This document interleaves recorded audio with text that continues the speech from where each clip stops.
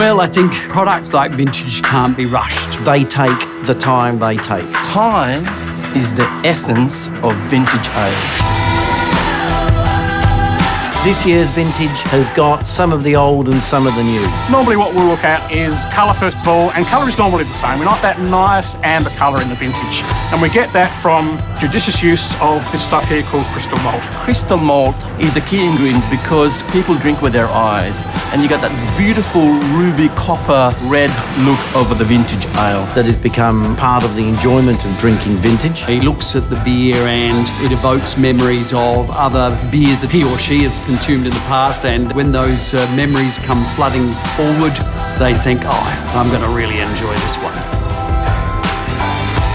Most of our vintages are what we call hop-driven. Because the hops are the heart and soul of the vintage. So the hops each year change with vintage. It's what we as brewers do to make things more interesting. And then we do this thing we loosely like to call Hop Idol, where all the brewers actually try it and give a score out of 10. So what we've got in this year's vintage ale are Astra, Melba, Northern Brewer, which all melts together and sort of like it's sort of tropical fruity, like Nana's apricot pie with a little bit of spice added to it.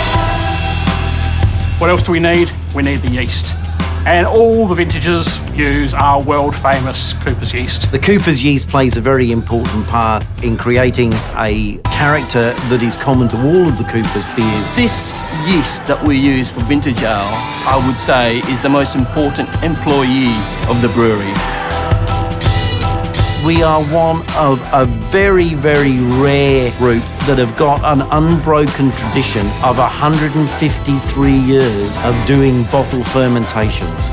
That is really difficult. And the craft brewers say to me, how do you do it? And I say, don't worry, it was only difficult for the first 100 years. and then comes the key ingredient, time.